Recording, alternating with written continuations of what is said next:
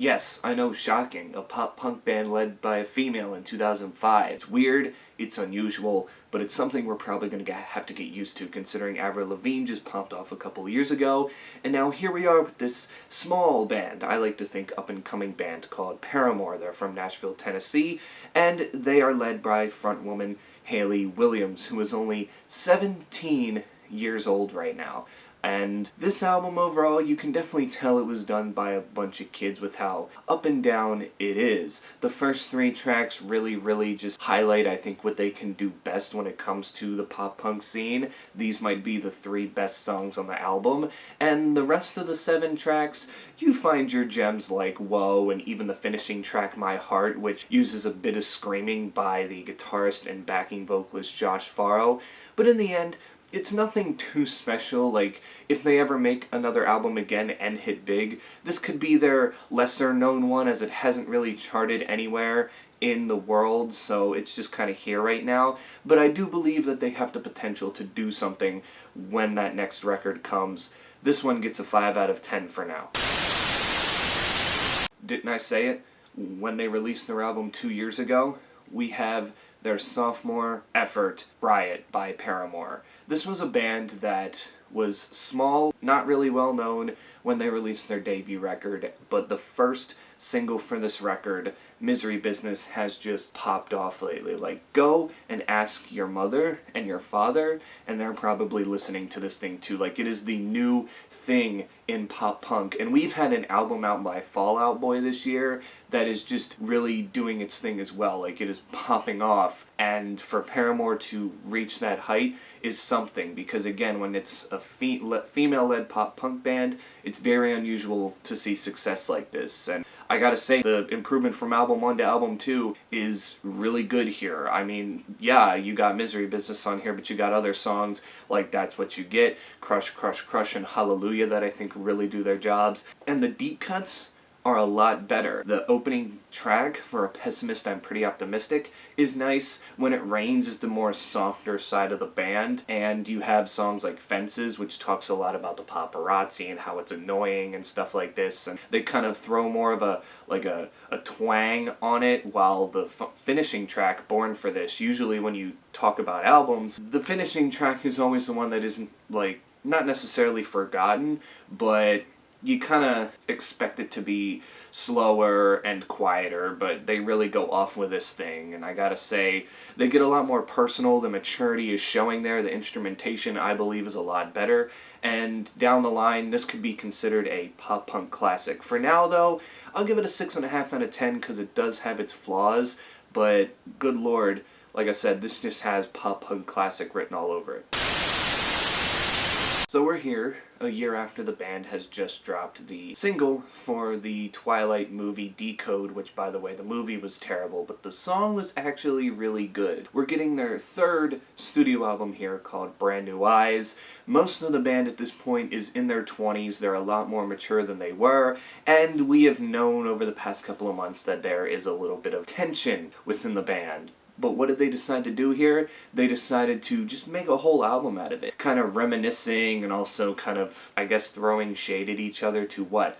Just, I guess, see if this works. And it really does. Ignorance was the lead-off single to this thing, and probably one of my favorites right now here in 2009. Just extremely fantastic way to start the album cycle off. And there's other songs on here too, like Playing God, Brick by Boring Brick, which I think will be a massive hit down the line that really do its thing. And then, of course, you get the more acoustic tracks. There's 2 on here. Misguided Ghost, which is basically just, I mean, I don't know where the drummer Zach Farro is, but you get an acoustic guitar by Josh Farro, and the bass by Jeremy Davis appears every so often. But I think the biggest one of the 2 is going to be The Only Exception. It basically is Hayley reminiscing. It's a love song. It's weird, but now that she's more mature and adult, I guess she's just thinking more about a love song, as she does state that in the song, that she never really likes to write about love, but seeing how her parents' marriage failed and how tough that was to get through, she finally is meeting someone who she sees fit to, I guess, be her forever soulmate, and that's pretty cool, calling him The Only Exception. This has to be their best album to date. I mean, it's mature, the instrumentation keeps getting better, and might I say they got maybe a slight bit heavier on this track. Like, it's not the pop punk mixed with metalcore that A Day to Remember is doing, but it's definitely something, and it's a lot more louder than their previous records. And this just goes to show that the older you get, the more you continue to improve. At least with most bands, not all of them, but right now, I give this record an 8.5 out of 10. Definitely my favorite of their records so far.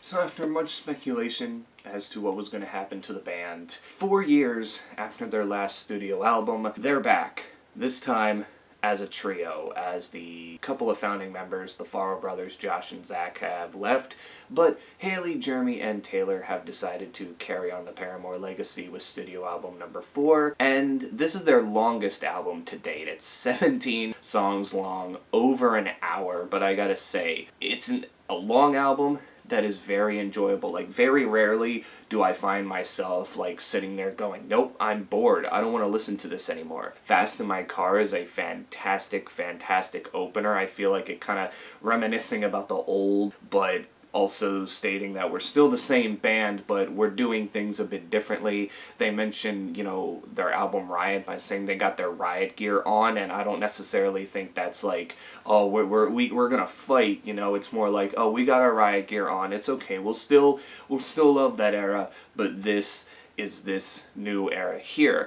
Then you got songs like Ain't It Fun, which if that doesn't become a big song, then we're messing up here. Still Into You is also a big hit. I remember that coming out before the album, and it's really popped. It's one of their more, I guess you can say, pop-leaning tracks, but it's Haley Williams talking about her boyfriend, in this case, how she will always be into him no matter what, through thick and thin.